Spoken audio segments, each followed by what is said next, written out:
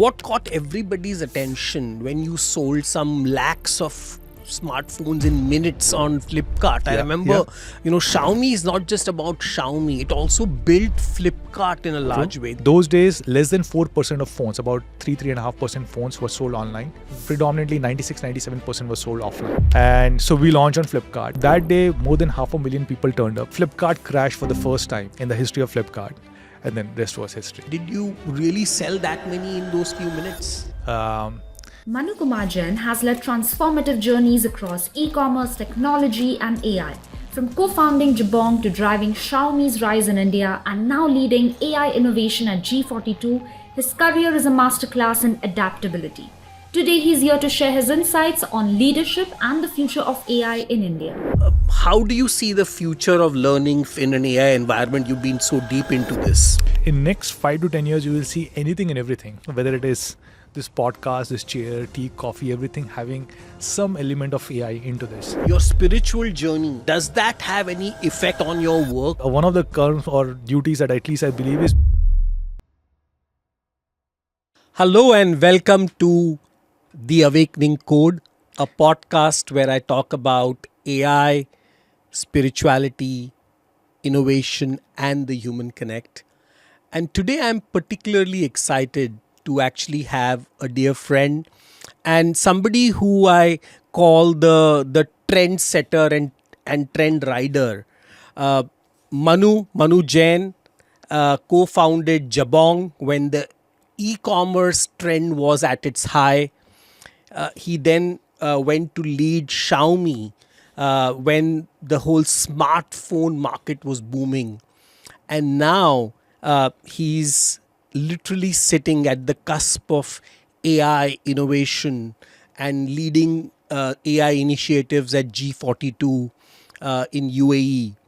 So, Manu, your career spans across industries, continents, technologies.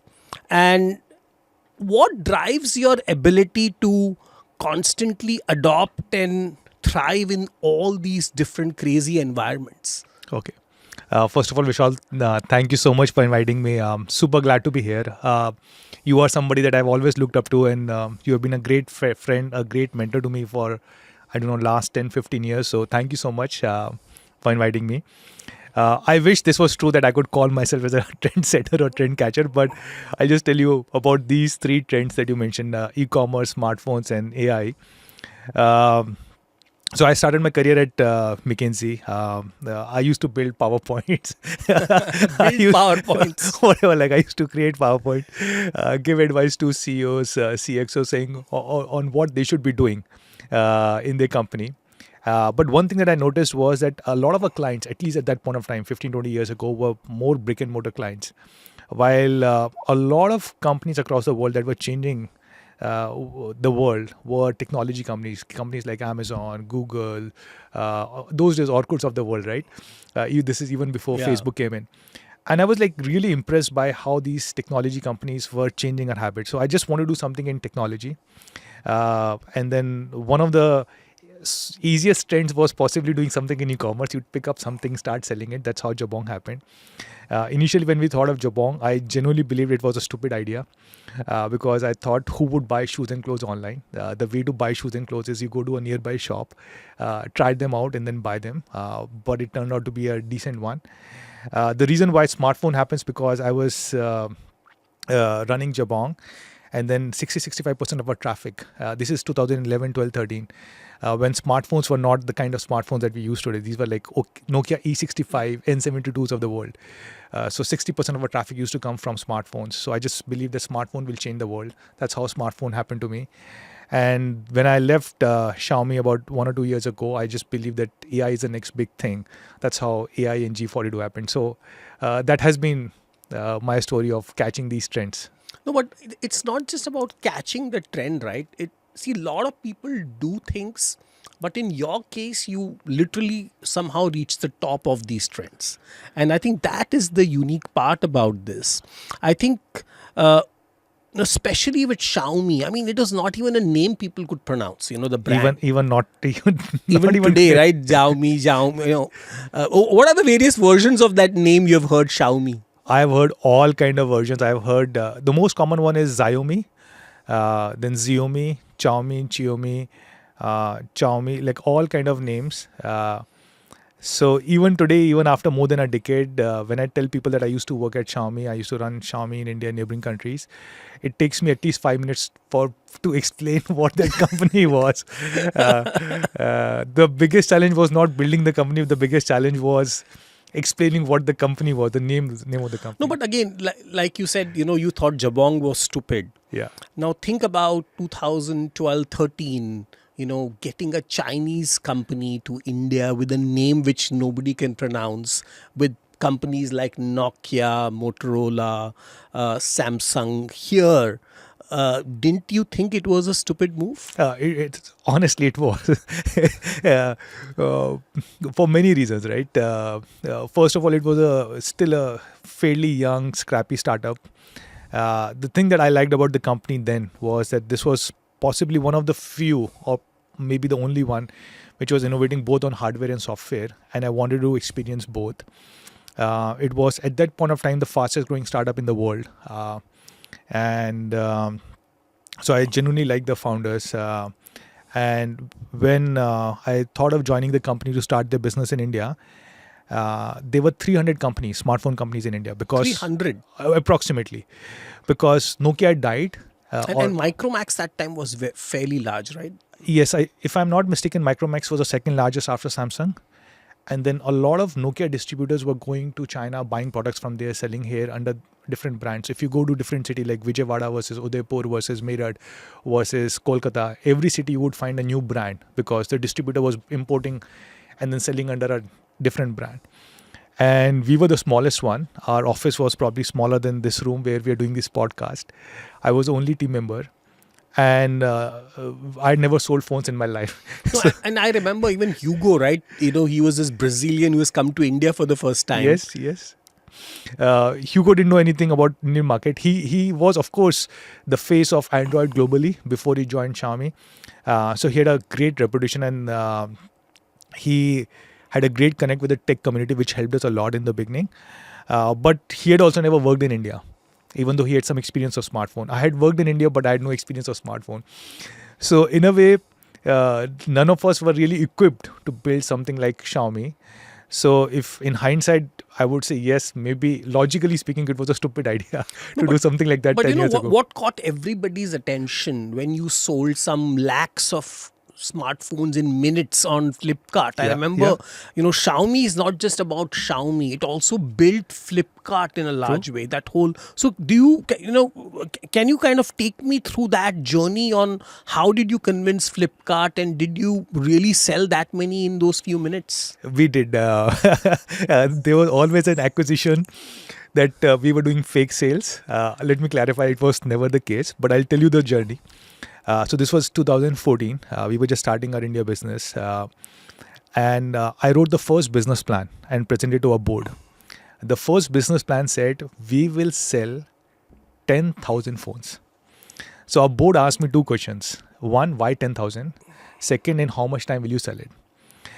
Why 10,000? Because we were a brand coming from abroad. Nobody knew, as you said, how to pronounce this name. And China never had this big, China quality people thought about always. Traditionally, yes, you are right. And then on top of it, we were spending $0 on marketing, like literally $0 on marketing. So wherever we went, whomsoever we spoke to, everybody said, you're bringing a new brand. Nobody knows how to pronounce the name. You're not going to spend any money on marketing. Why would somebody come and buy your phone? Genuinely, like logically, it made sense. So the reason why we thought of bringing 10,000 phones, and we wrote that business plan, because we had a Facebook page in India at that point of time, which had 10,000 followers. So our business plan was based on our Facebook page saying, okay, those are log hai, 10,000 people. We need to find these 10,000 people and sell them one phone each. Yeah. So our board asked me second question, how much time will you sell it? I said, I do not know, maybe a week, maybe a month, maybe longer. I have no idea, because we are also doing it for the first time. So we went to Flipkart, because Flipkart was perhaps the largest e-commerce platform. Sachin and Bini were my juniors from college. I think we met together at that event where you were thinking about this. Yes, I remember of course, in Bangalore. At this GMIC, Jimmick, or there was some event. Some event, yes. Some event, yes. And so we met Sachin and Binny and we said, hey, we are thinking of launching these products. They were excited. They were wanting to come out of other categories. They were mostly doing books and CDs and cassettes and other things. They just started doing smartphones. So they were excited. Those days, less than 4% of phones, about 3.5% phones were sold online, but predominantly 96-97% was sold offline. And so we launched on Flipkart. We did like a mini launch event where we just called 30-40 journalists. We showcased the phone and that's it. That was the only thing that we did. But thankfully, these journalists said great things. So that day, more than 500,000 people turned up to buy this phone on Flipkart. 500,000. Somewhere between 500,000 and 1 million, so 5 lakh to 10 lakh. And Flipkart crashed for the first time in the history of Flipkart. I called up Sachin and Binny. I was very furious. Gussa tha main ki bhai, your website is crashing, our sale is crashing because of that. But money went deep inside my heart. I was very happy because 10,000 is done. yeah, 10,000 is done. 5 lakh people, 6 lakh people have turned up. So it means we have enough demand. So while I was angry, but inside I was very happy. Then we called up Hugo and our headquarters and said, like, send quickly another 10,000 phones for next week. Next week, everything was sold off in seconds. Then another 10,000 sold off in seconds. Then 20,000, then 40,000. Then we started making phones. And then rest was history. No, absolutely. In fact, I remember, and I know so many people, there's hardly anybody in India who has not used a Xiaomi phone. Yeah, and for the longest time, thanks to you, I used to get every new Xiaomi phone. And that too, a red-colored Xiaomi phone. Red-colored Xiaomi, exactly. I do remember that. So eventually, Xiaomi became the number one brand in India. True. In terms of revenue and units. Yes. I think you even kind of exceeded or matched the sale of Unilever, which was here for like God knows how many decades. Yeah. Do you remember that moment? I do. This was 2017 when we became 14 we started. And the initial plan that we wrote, our aspiration was to become number one in 5 years. That's what we had put together in a broad plan. You put together a broad plan to the board when you start a business, right? So that's what we had presented. And I think till 2015, we still believed it will take 5-6 years if we keep doing everything right for us to become number one. 2015, we started manufacturing and that helped us a lot. So we started manufacturing phones in India with our partner Foxconn. And then 16-17 was just rocket ship. So we went on from being almost a fringe player till the end of 15. We were only doing a little bit of online. Online was still small. But still 16 and 17 things just exploded. The share of online started growing massively within the overall market. And we were the largest player online. Then we started doing offline. And one thing led to another. By 2017 second half, which was exactly 3 years since we started, we overtook Samsung to become the largest brand in India. Then we launched TV, then we launched air purifier, water purifier, watches, bunch of other things. I even remember buying those TVs from Yes. Yeah. And then we became biggest in TVs, biggest in like multiple product categories. So and then you literally became the face of Make in India also. I remember you visiting all the ministers and I think even Modi ji, right, that time? Yes, those were the days when I think once Nokia had exited, so very few companies were doing Make in India, manufacturing phones. So when we started seeing a huge demand, those like crazy flashes, everything getting sold out. So we realized that we have to start manufacturing in India. 2 reasons. One, because you save taxes when you import phones versus when you import components and start manufacturing, assembling them in India. But the bigger reason for us was we used to work on wafer thin margins. And then for us, it just made sense for us to have local supply chain rather than having everything from abroad. And that way the working capital cost required was slightly lower. And that was very beneficial for us from our business model, which was high throughput, low margin business, being closer to consumer. So we started manufacturing phones, TVs, a large number of components, including PCB was being manufactured here. And those days, since we were probably the largest or one of the largest manufacturer of smartphones or electronic goods, yes, we did get an opportunity to meet all secretaries, ministers, prime minister, everybody. Yeah, but as it said, right, there are the peaks and then there are the valleys. Of course, yes. I think in your case, it was kind of interesting because it was completely external, right? There were geopolitical tensions between India and China, and to some extent that impacted Xiaomi the brand, but more importantly, you were the face of the brand. Unlike other brands where there are brand ambassadors, True. you were the brand ambassador of Xiaomi. So how did you navigate those troubling times and kept your team motivated during this whole process when all hell was breaking loose? See, I wish I had a playbook at that point of time. I think for me it was many of these things were a little bit of surprise, but all I can say is that all good things come to an end at some point of time. And you said like everything that goes to a peak goes through a trough. I remember one of my mentors, he explained to me all long before this happened, any of these things happened, right? He said, life is like a deck of cards, right? You have 26 red and 26 black. So just assume, since red is your favorite color, that all 26 red are the good ones, which is something fortunate will happen. And all black ones are something unfortunate which will happen to you. So in life, it will never happen that only good things are happening to you. Every day when you wake up, you basically draw one card, and depending upon whether it is red or black, either something good will happen to you or something bad will happen to you. And the bigger is the number, the more good things or the more bad things will happen to you. So in life, the more you go up, they will also have to see downturn at that point of time. I remember, right? That literally you were unstoppable, right? A Xiaomi brand was going places. I know the company had just gone public, and nobody had expected whatever happened.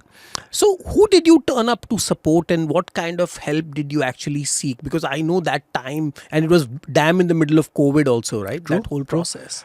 You were actually one of the people that I spoke to a lot during that time. But I was pretty fortunate to, I would say, 2-3 things. One, very fortunate to have a great set of friends and mentors, people like you.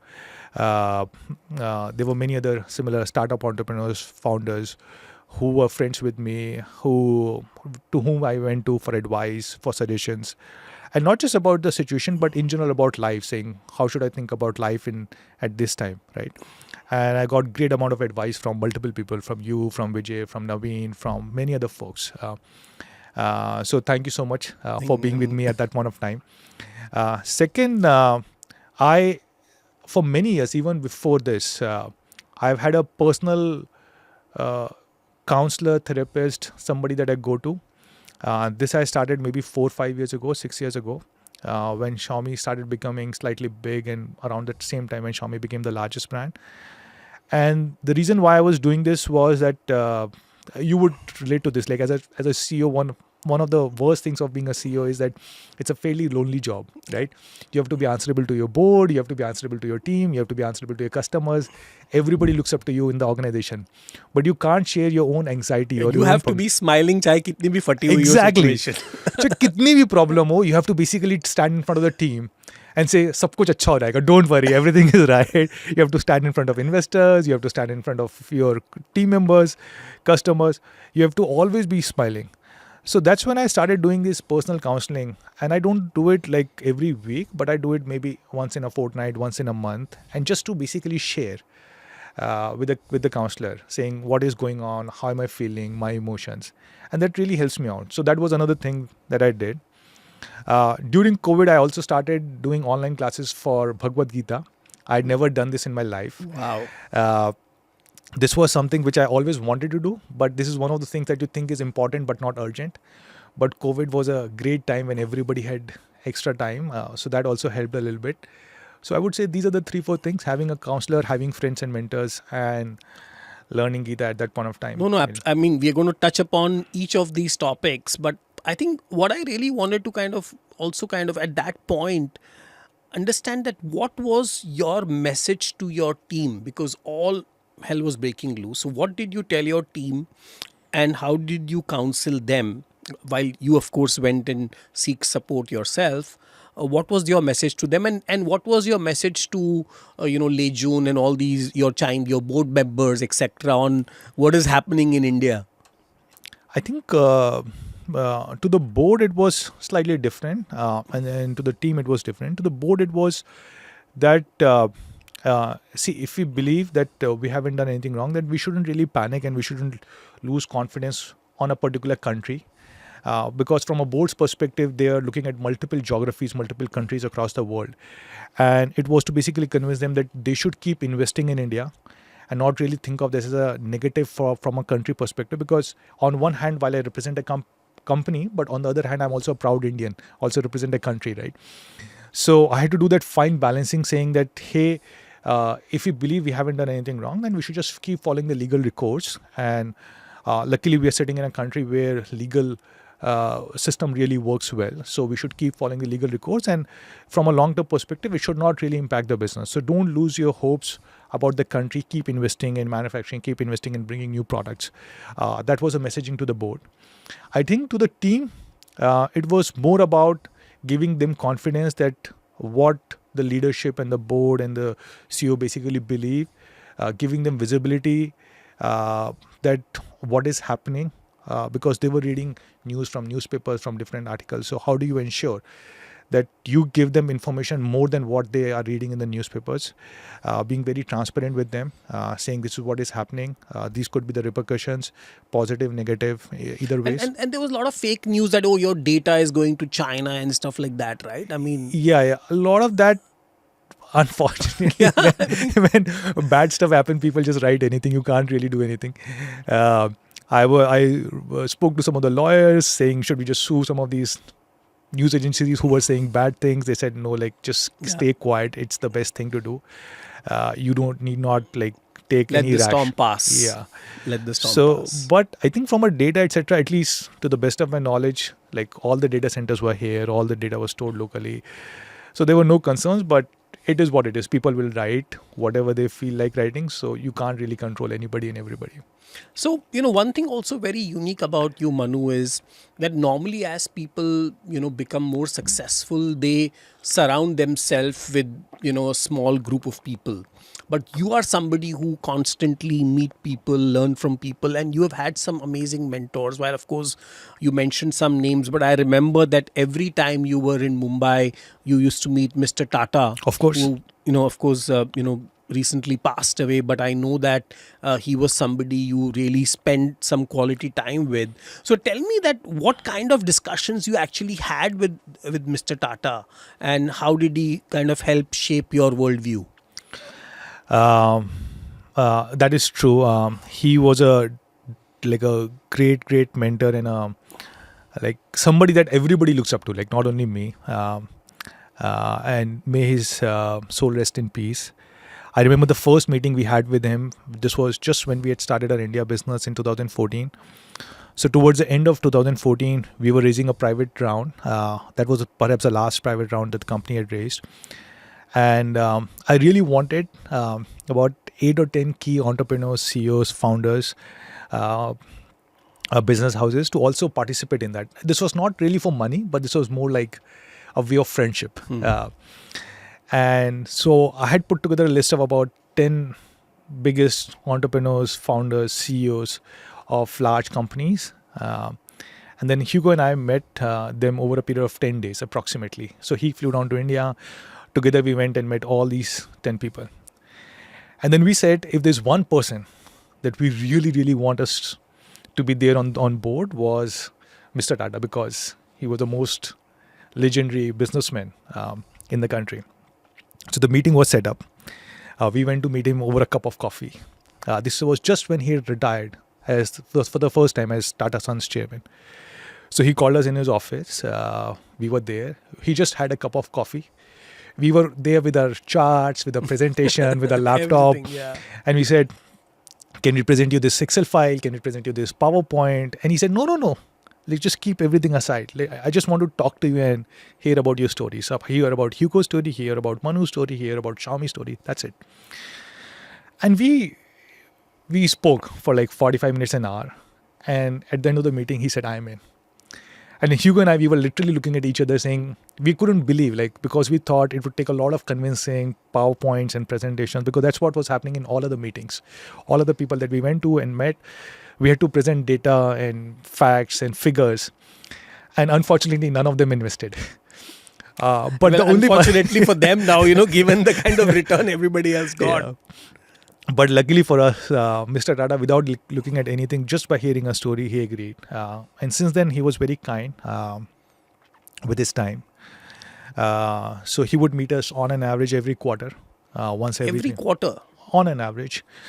I would make it a point to meet him, update him about what was happening in India, take his advice. And there were all kind of conversations. Like even at that age, he was already 75 plus, close to 80. And he would play with our devices. I would send our latest launches to his office. Next time I would go and meet him, I would ask him whether he had seen that product. So I was always surprised that even at that age, he had the curiosity of almost like a youngster, a child. Like he would have played with the device. He would have seen like a new air purifier that we launched. We sent it to him. A new product that we launched, or a new watch we would have sent to him. He would have played with the device. He would sometimes give feedback. He would sometimes give suggestions on what can be improved or a new feature that could be added. When we were launching offline business, I remember we were very good at online. But we went and seek this advice on how do we think of doing the Me stores also. Yeah. Me stores, Me homes. How do we think of building them in India? How do we think of building distribution?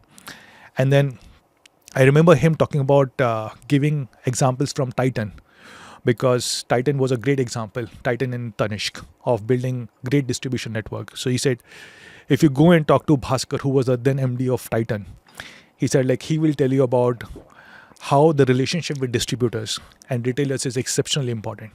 It is also important in online world, but in online you're working with like just few key partners like Amazon and Flipkart. And then there was this thought process that Xiaomi can only do well online and Xiaomi would never do well offline. True. And that was the thing you had to break. I do remember speaking about this to you.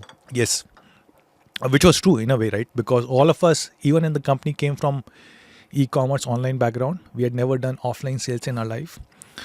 But we did end up becoming the second largest at its peak, second largest within offline. So we're the largest in online, second largest offline, overall number one. But offline also we did decently well. We couldn't become the largest, but we still did decently well. But one of the things which stuck to me every time I was building offline was how do you build relationship with distributors and retailers? Because what happens in offline is very different. When a person walks into a shop, the shopkeeper has the ability To influence the customer. He can just say small things. कि अरे भैया इसका after sales अच्छा नहीं है, product तो अच्छा है, प्राइस अच्छा है. Last 3-4 people who bought it returned it back. हाँ, and if he wants he can just convince somebody saying अरे कल से 6 लोग आके खरीद के चुके हैं, इतनी hot demand में. So basis whatever he says, like I remember when I was renovating my house in Bangalore about 7-8 years ago, my wife wanted to buy a fridge and we chose one particular brand which was a German brand. But the shopkeeper in the end said, "इसके तो service center ही नहीं है." Yeah. And my wife said, "Okay, I'm not going to buy it." Right? Even though she loved that brand and product and everything. So shopkeeper has that influence. So over there, while customer is important, but your distributor, your channel partner is equally important, if not more. And that was a learning that came from Mr. Tata. So you also spent a lot of time with a great visionary. He may not be known in India as much, but Lei Jun is truly a trailblazer in China, and now Xiaomi is entering the electric car business. True. And he's like the Steve Jobs of China. Yeah. So tell me, what was, I mean, you worked very closely with somebody like Lei Jun. So what was your experience there, and anything which is different than what you have seen entrepreneurs do in India, or now with your experience outside India too? That is correct. I did work very, very closely with Lei Jun. Like for the almost my entire career, I was at Xiaomi. I was reporting into him directly. And what I really liked about him was just like me, like he didn't come from smartphone background. I don't know if you know this, but he made the first startup that he did was he created an e-commerce company in China, which he sold to Amazon, became Amazon China. And then he started, he was a co-founder of a company called as Kingsoft. Cheetah Mobile was one of our investors. True, yeah. true. So and I know Kingsoft. Kingsoft. Well. And then he was a founder, chairman, CEO of Kingsoft, perhaps the largest shareholder, and then multiple other startups, YY, UC Web, that he was involved with. So he had done a lot of internet startups, and then he moved into smartphones. So I could really relate to that story because I had also no experience of selling hardware or doing hardware, and even him. But what I really liked was that he could be very, very microscopic with respect to product discussions. Like he could go into detail on why a particular battery or why a particular chip, why a particular camera in a particular device, and he could have 6 hours of debate around that. But he also had a very macro view. If he wanted, he could zoom out and then have a macro view about business, how do we grow, enter different countries, geographies. So that's something that I really enjoyed. Usually people tend to have one of the two. Either they're more have a macro view or more they're like product geeks, but he was one of the guys who had both. He could be a business person, he could be a product person. And usually we would have very intense 8-hour, 10-hour debates on our product strategy. Every time he would come down to India, one day would just be blocked with nothing but a room and a whiteboard. And then for 12 hours, 14 hours, we would just stand on the whiteboard and keep debating upon what the product strategy should be, what feature should be there in each of the product, when should we launch it. And I remember, I think those were the discussion that I enjoyed the most, or that I remember the most during my 8-10 years at Xiaomi. No, and I remember that before Xiaomi, there was not a single Chinese success story in India. Many Chinese companies came to India, but they were never, half as, even 1/4 as successful. But Xiaomi became successful, and now we are seeing so many other Chinese brands in India. So what were the 2-3 different things in Lei Jun's leadership which helped you enable this? Because I'm sure there were other, we know that there is, Oppo and OnePlus and... Many of them are phenomenal companies. I haven't worked with them, I haven't seen them, but at least from an outside, I would say they're also like great companies. But I think with respect to Xiaomi, I would say, as you said, like traditionally, let's be honest, like China was known as a manufacturing hub, but never as a quality hub. Like traditionally, most of the products that were manufactured there represented low price, but also low quality. And I believe Xiaomi was one of the first few companies that came up with this thing saying, we will build great product and great quality. It will come at a price. We will try and still be price competitive, but it's okay if we're not the cheapest, right? But still, they were price competitive. But the focus on quality was, I think, paramount in Lei Jun's mind. I still remember having so many product discussion where he would say, we are willing to incur more cost, but not willing to compromise on quality. I remember there was a discussion in India because there are power fluctuations, which is not the case in many other parts of the world. They're like power shortage and then power fluctuations. So the wiring and the adapter that we had was not as robust or as suited for Indian conditions. So we had to take a tough decision. So in some of these wiring and everything, there's very small element of gold. So we had to increase the gold content into our chargers, some chargers and everything. And of course, that the amount is very minuscule. Like it's not as if it's made of gold, but it's a very small percentage. But in order to ensure that and we had to increase the thickness and everything, and it just was costing us like few hundred rupees extra to increase that thing. And few hundred rupees on one device of 15,000, 20,000 doesn't matter. But when you're selling like tens of millions of devices, then 100 rupees on these tens of millions is like tens of millions of devices, like at least few crores, if not more, right? And we were debating as a team whether we should do it or not. And he came into this meeting, he heard the problem, he said like, let's not even debate this. Even if it is like few $1 million or few crores, we will figure out a way to make it somewhere. Let's not even spend a minute debating this. So in his mind, quality was so paramount. And customer was very important, like customer centricity. You also have spent a lot of time with Mukesh Ambani. I saw you just met Shiva, who's again a dear friend. So if you had to host a dinner of these people, let's say 2, 3, 4 people, what would be the one question you would ask each one of them? What would you ask Lei Jun? What would you ask Mr. Tata? Of course, he's no here. And what would you ask Mukesh Ambani? Let's say if these 3 people were with you on dinner, at a dinner. And I had to ask only one question to everybody or different questions? Different questions. Different questions, okay. I think with Mr. Tata, I would just ask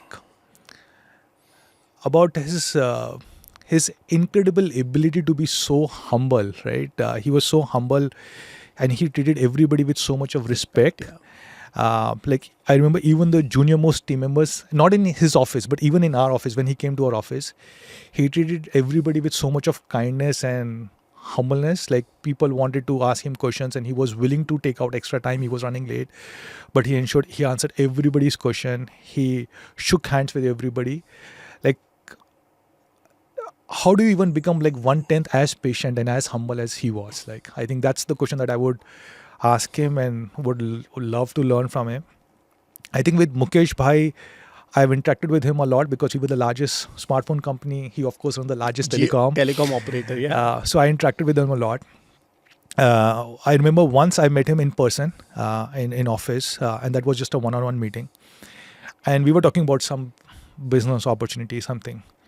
And honestly speaking, I did not expect him to know a lot of technical details. Like him being him, like he's the most successful businessman in the country, perhaps one of the most successful in our generation. And I expected that since he is who he is, he would not know the technical details. He will just come and give me a little bit of guidance on the business side, and then his team would take over. That's how usually it happens, right? When you meet people of his stature. But I was surprised he took out like a pen and paper and he started giving out like details, technical details. He would even know the bomb of your phone. And I was impressed. I said, like, slow down, Mukesh. Like, even I don't know many of these details. Like, and what I've heard from many people is that he reads a lot. And whenever he wants to do something, he gets into technical details, similar to what I was talking about Lei Jun. So he has a similar kind of capability. But the fact that how does he even keep him motivated at this level? Like he has achieved anything and everything that we would want to achieve in our lives, right? Ever. And how does he keep himself motivated to learn new things at this age, at this level, is something incredible. That's what I would ask him. To Lei Jun, I would probably ask him, when will he learn English? He tried his best, but I think this was the only thing that he couldn't achieve in his life. With Shiv, I think he's again a dear friend and a mentor.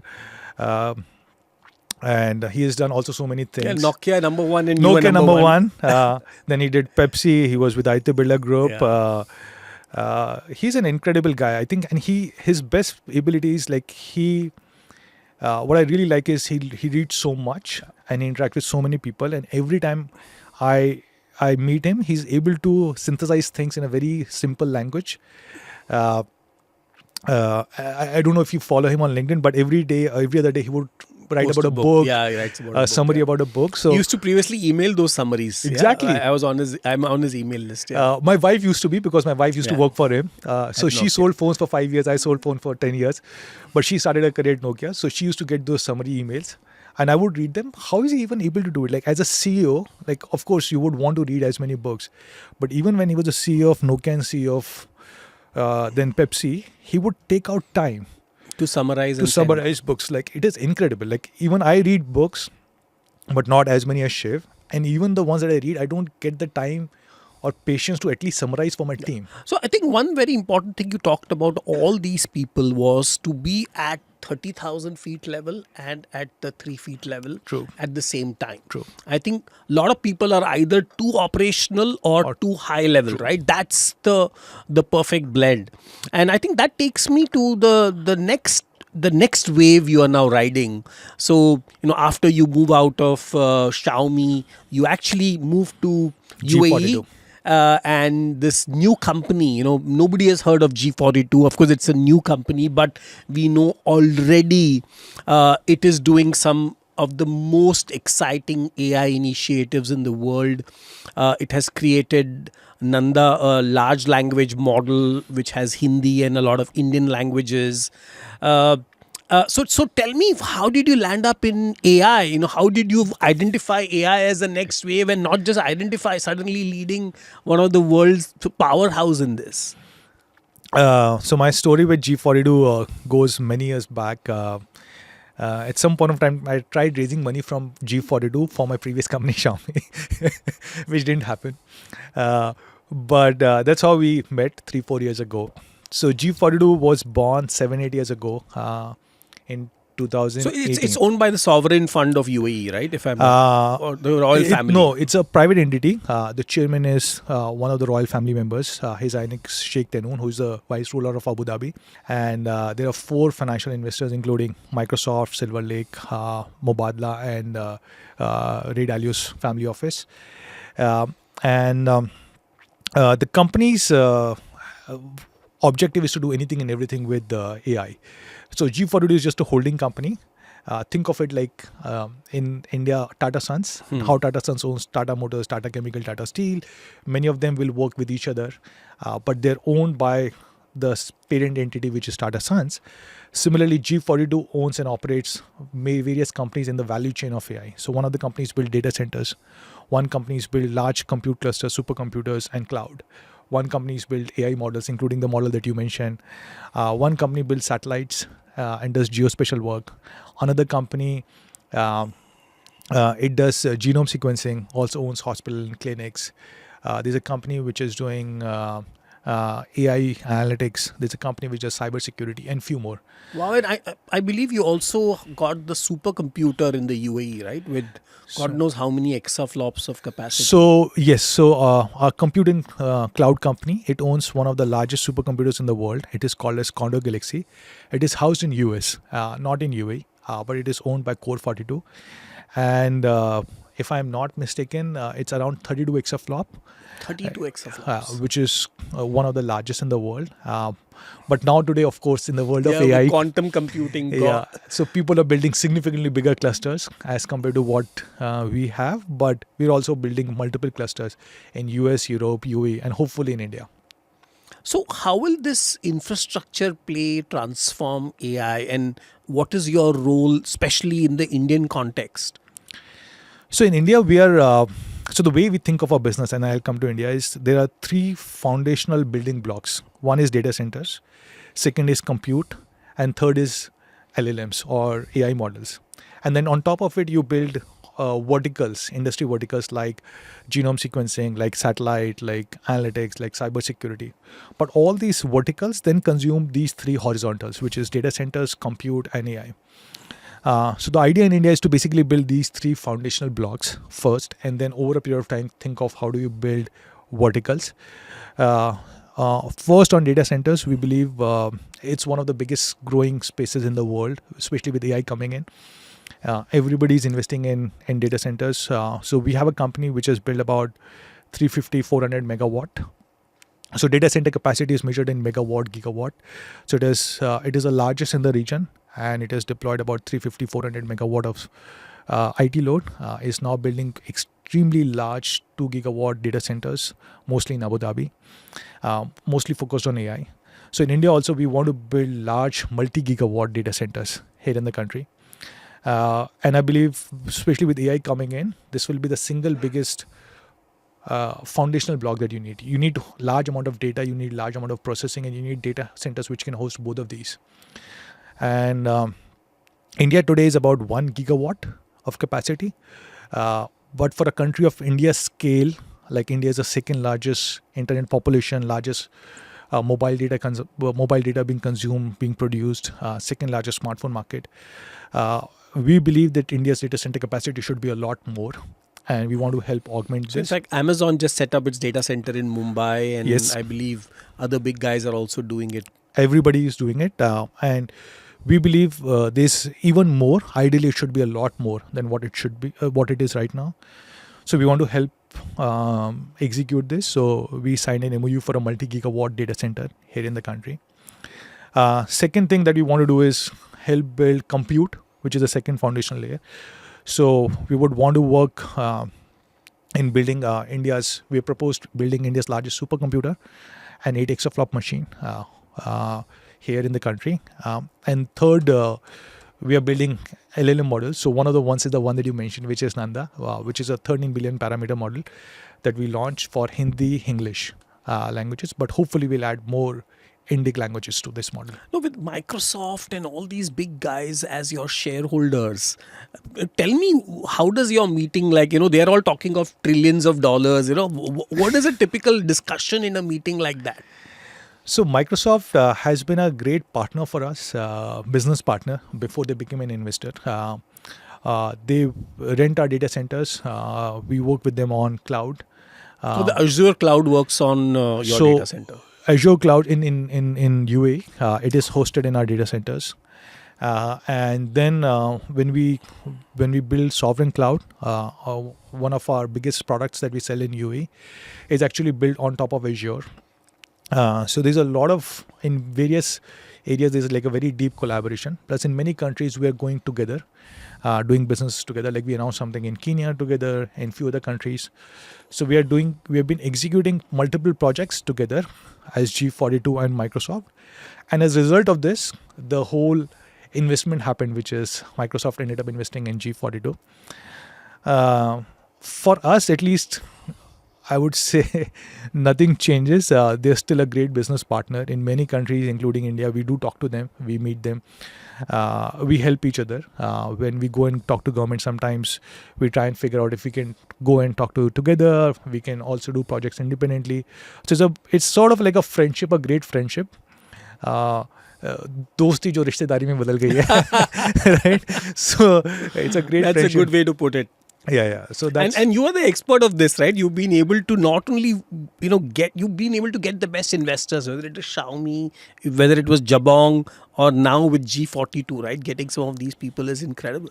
Yeah, thank you. But I don't think I had a significant role to play in this one because this was happening around the same time when I was joining the company. But yeah, I think things have been, God has been kind, so have been part of some great journeys. So the recent O3 model, which OpenAI announced, they are saying that they are coming close to AGI, and it has the best reasoning capability.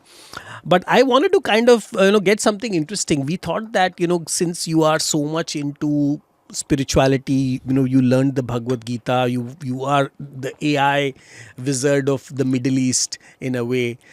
We thought that let's play a little game with you. So we've actually got something for you which has great symbolism to the Bhagavad Gita. Okay. But you have to use that, or you have to kind of integrate that using an AI tool. So we're going to have the latest model up, and we're going to show you some things, and you need to figure out what to do. So hey OpenAI, can you hear me?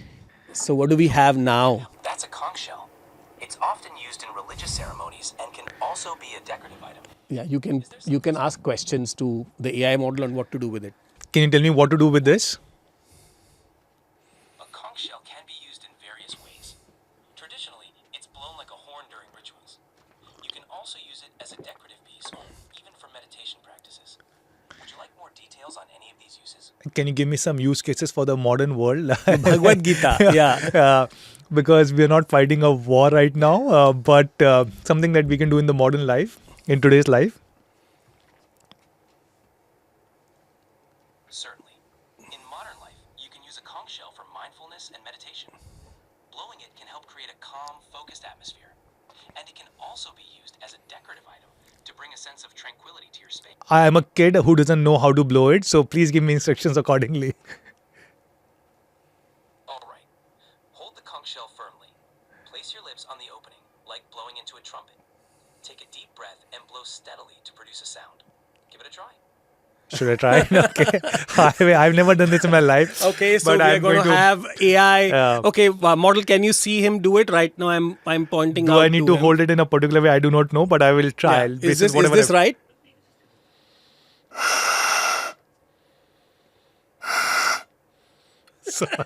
Hey, we have to give this to him to take home and practice. Really? Anyway, this was to kind of, show that AI is now becoming so much more aware, and a model can actually take you through a step-by-step instruction in doing something as basic as this. But the symbolism of this was very focused on, Bhagavad Gita, which you spent a lot of time learning. So what do you think as AI, can it enhance your ability to learning? How do you see the future of learning, future of living, and future of work itself in an AI environment? You've been so deep into this. So maybe let me try and explain this by giving a small example, right? If you look at 98, 99, like 20 years ago, 25 years ago, when you started your entrepreneurial journey, right? Those days when the internet was starting off, uh, there were a lot of internet companies, .com companies that came up. And then some people said, oh, this is just a fad. But some people actually ended up making real, genuine things that helped humanity, like things like Google, things like WhatsApp, things like so many different companies that we can think of, Amazon and others. Same is true for AI. I think what we are seeing is basically equivalent of 98, 99 for internet, what we are seeing today for AI. But in next 5 to 10 years, you will see anything and everything, whether it is this podcast, this chair, tea, coffee, everything having some element of AI into this. I already know companies which are beginning to use AI for agriculture. Like you can use geospatial data and then basically predict a lot of things around how the wind, how clouds, everything will basically move and how to help agriculture. I know companies which are using AI for detection of seeds, like basic things like agriculture. I'm talking about like seeds. If these are the seeds which are being claimed to be a particular quality, are these of this quality or not? If the origin is from there or not, they're using AI for detection of that. To like more complex things like border surveillance. We have not even seen the use of AI in robotics, which we will probably see in the next 5 years. A lot of work that we see around ourselves might be done by just robotics. Think of like not just a cleaning robot, but somebody who can prepare a coffee, tea, can serve it to us. A lot of these industrial use cases might come up. So anything and everything that we see will probably change. Even the phone that we are seeing, the phone that you were using, even the UI UX or the form factor of the phone might change. Right now, we need so many different apps on a phone. Yeah, already we have a new form factor. Right? Exactly. The glasses. We need a different, so many apps because each of the apps does a different work. Some app is for ordering food, some app is for navigation, some app is for e-commerce shopping. But a lot of this work can be just done by AI. So in future, there is a possibility instead of having 20 different apps, you will just have one app, and you will ask the AI to do anything and everything. You want a flight ticket to be booked, AI will do it for you. You want chole bhature to be ordered at home, AI will do it. You want like a cab to be booked to go to the airport, AI will do it for you. So you may not need same form factor that you need right now because a lot of work will be done. So through AI it. agents are going to be the one doing all your work. Possibly, yes. But you know, it's said that the world is already an illusion. We are living in Maya, and now AI is creating a Maya inside a Maya. So, and you are kind of, aiding that process of creating the Maya. So from your journey, your spiritual journey, does that have any effect on your work? How do you view everything you are seeing around you, especially in the AI context? That's a very interesting question that you asked, which is Maya over Maya, and combining learnings from Bhagavad Gita into the world of AI. I honestly haven't thought about it, but if I now think, at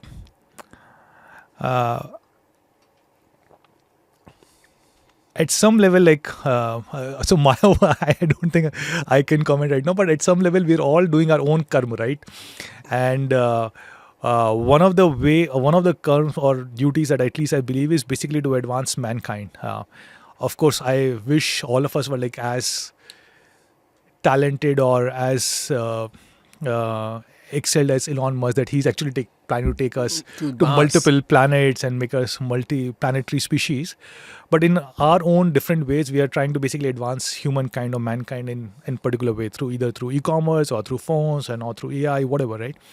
So I think of this as my karma, or that I basically need to help build models which will benefit society in some way. Like AI can basically help with, we spoke about agriculture, but can also help with medical care. It can help with education. Think of a small town village where healthcare or hospitals are not available. So an AI agent can basically act like a doctor in the local language, in Hindi, English, Telugu, Marathi, Tamil, wherever, and can act like a primary doctor. Or can give advice on if something is wrong, what could be the possible reasons till the time actual medical help reaches that particular town or village, especially in a country like India. So this is my karma, to help use technology for the betterment of mankind. So, and that's how I think about it, and I want to contribute. So you want to continue doing your karma. Yeah. On that note, I want to also talk about another very interesting thing which you are in the center of, which is the changing geopolitics of knowledge and where creativity is happening. There was a time when every Indian was moving to the US. US was the place, for all the innovation. But now, of late, UAE seems to be attracting the most amount of smarter talent, with their golden visa, all the new things happening. So suddenly, UAE has become a magnet to attract global talent. So in this entire context, what do you see the role of what's happening now in the US with Donald Trump? What's happening in China, where China is innovating so much on AI and robotics, and India, which is currently, while it has not been able to innovate so much in AI and all these things, but India has so much smart talent. So how does all these things play off in the coming few years? So personally, I still think when it comes to innovation, US has done something really well over the last 30, 40, 50, 60 years, right? If you look at majority of the innovations across the world, whether it is electric cars, autonomous driving, AI, internet, smartphones, a lot of these things just came out of US. So they've basically built this huge engine culture of innovation, and that's what they're really, really, really good at. So I would say still today, I would say some of the best innovation which is happening in the world is over there, right? I think UAE for me has been a very pleasant surprise. Let's be honest, 10 years ago, how we spoke about, traditionally China was known for poor quality manufacturing, low price, low quality, but then they, at some point of time, they shifted gears and they started focusing on higher quality manufacturing. Similarly, I think at some point of time, if you look at 10 years ago, UAE was never known for building technology companies. Yeah. UAE was, or Middle East entire region was known for oil and gas, for real estate, for trading, being a large trade hub Gold. for gold, and general trading hub for Africa, East Europe, parts of Asia. I believe somewhere, I don't know when, but probably 7-8 years ago, they realized that this has to change and they have to start investing in the newer age technology. And that's when companies like G42 got started. And I've been there for 4 years now, living there. And I've seen a massive shift in mindset from sand to space, from oil to AI. If you look at Abu Dhabi, if you look at UAE, they're hugely focused on building AI infrastructure. I spoke about building a 2 gigawatt data center. Just imagine one city of Abu Dhabi building a data center which is twice Bigger than the size of India. twice of whatever we have here in the country, right? So they're building massive infrastructure, investing a lot, tens or hundreds of billions of dollars. There's a new investment company got started, MGX, which is a $100 billion company of fund, whose only job is to basically invest in deep tech, in AI and AI related deep tech across the world. So a lot of investments going in that area, but a lot of investments also going inside the city or inside the country, which is Abu Dhabi, Dubai, UAE. You will be surprised, UAE was the first country in the world, not now, probably 7-8 years ago, to have an AI minister. The first country in the world.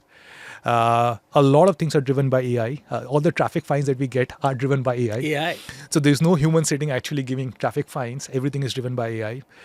When the entire expo happened, the entire expo management was done by AI. And I have been pleasantly surprised. When I moved there, it was never a part of the plan to live in UAE. But when I moved there, I saw so much of work happening in the technology world that I was pleasantly surprised. And because of many of these things changing and also the new visa regulation, golden visa becoming so easier, suddenly we see a lot of people from US, Europe, Southeast Asia, India move to that country. So suddenly we have a lot of friends who have moved from Bangalore, from Mumbai, from Delhi, from various parts of the country over there. And we have a strong, thriving ecosystem over there. No, the Indian tech ecosystem is now based in Dubai. That's the Many joke. of them.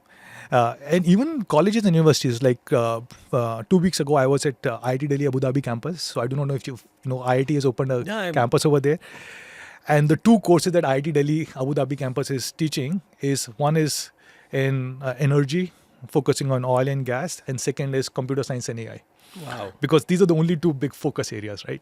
So, so much of effort happening. MBZUI, which is Mohammed bin Zayed of University of AI, has been set up, which is now rated as one of the best universities when it comes to AI in Abu Dhabi. So, a lot of work happening in that region, which is a huge surprise given that traditionally it was not known for building technology.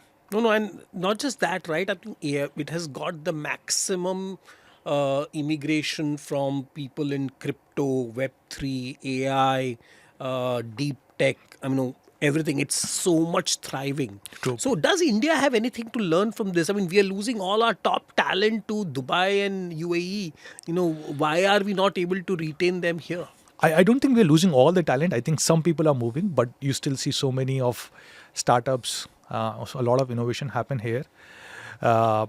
I believe for people who are building companies focused on Indian markets, they will continue to stay here. But the people who are moving there are broadly, at least the trend that I see, people who are beginning to build companies for Western world. Or so UAE or Abu Dhabi or Dubai seems to be a great point where you can be based there, you can build companies over there for maybe parts of Europe, parts of Africa, and then maybe eventually to US and other places. So some of the founders are directly moving to US who are building for the West. Some of the founders who are not building for US but for other parts of the world, they're basically moving to Dubai and Abu Dhabi. So, coming to the next and the most important part of this podcast is your journey has been the ability to look at an early trend and ride that trend. So, if you have to somehow codify that, let's call it the trend spotters code. If you have to codify your process on how do you spot the next trend, and then how do you get in that trend, and then how do you dominate or become one of the forerunners of that trend, have you ever thought about putting that in some kind of a framework? Biggest thing would be to basically just see at what you and your friends and family members are doing. Like if there's any particular thing that you are using on a daily basis and your usage is increasing or your family members' usage is increasing, then it clearly shows that that particular trend is going to pick up, especially if it is an early trend. For example, I know friends, like till the time I was here living in Bengaluru, the 10-minute delivery or the quick commerce was not so big. But then during COVID, and especially after COVID, it became so massive, right? Because everybody, if you want to order, like if you're making pancakes and if you want to order maple syrup, you would basically order when you start making pancakes and it will be delivered, right? So if you were like early days, if you could basically see that people are adopting it, you would know that quick commerce will become very big, maybe 3 years, 4 years down the line. Similarly for me, I think the way all of these three happened, like I used to use internet a lot and I started doing a little bit of online shopping. And then I just found it to be so incredibly convenient. This is like 12, 15 years ago. So you're saying that effectively look at what are the micro trends, what people are doing around you. That's around you. One way. Yeah. And if today, if you look at it like AI, anybody and everybody, today everybody is using it, but like 2-3 years ago, ChatGPT was the most downloaded, like with respect to speed of like number of downloads or number of users. It was the fastest in the world when it got launched. And then I could see anybody and everybody beginning to use in my circle ChatGPT for anything. Like I was using ChatGPT for even analyzing financial books of a company. I would basically download it, upload it on ChatGPT and say, hey, can you summarize it for me? What is going on in the company? And if this was an incredible tool, it means it will become big. And that's how I got fascinated by the world of AI. Smartphone was only because I saw 60% of our traffic coming in Jabong, coming from smartphones. So if you know that people around you are using a particular service that they're absolutely loving or a particular product that they are using and absolutely loving, it is bound to become big. There was a saying, I don't remember who said this, but if you really like a product, don't buy the product, but just invest in that company. That will be a much better. So if you really like coffee from a particular company or a particular brand, just buy the stock or shares of that. So you know the joke, right? We all booked $1,000 Tesla. The Tesla never came, but had we put that $1,000 in Tesla stock, it would have done wonders. It would have done wonders. It's a very. I just hope like Tesla and all these EV companies come to India. Like I drive a Tesla in UAE, and it's a great car. So I just hope that comes to India.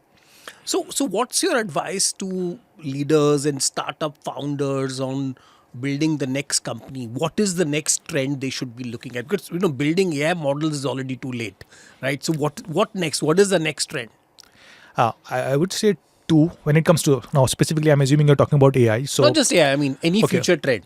two big things. One, of course, you can think of building infrastructure like compute, like data centers, things like what we are doing, or building models. But if you don't want to do any of these large infrastructure play, then there are two possible opportunities. One is building applications on top of AI, just like we saw Android and so many applications come on top of it. Now using AI, there would be new kind of applications, use cases that will emerge. So people can basically build on top of it. That's one. Second is robotics. I believe if you traditionally look at robotics, have been there for 30, 40, 50 years, maybe even longer. But robotics could never be very efficient or very effective because they were only doing one task. Like if you look at manufacturing, it would just turn the car or screw a nut or bolt, right? But it couldn't do multiple tasks because it never had intelligence. Now with AI coming in, each of these robotic arms or robots can actually have intelligence of their own. So is there something that we can build? Maybe a robot to blow this shunk? I think on that note, Manu, thanks a lot for sharing your exciting journey, your insights, your reflections. Uh, I think your ability to innovate, blend innovation, spirituality, leadership, and your unique way to connect with people is really exciting. And thanks for tuning into the Awakening Code. And I think your trend spotting code together is going to help everybody listening here transform their life. Thank you Once so again, much, thank you, Vishal. Manu. Thank you for hosting me. Thank you.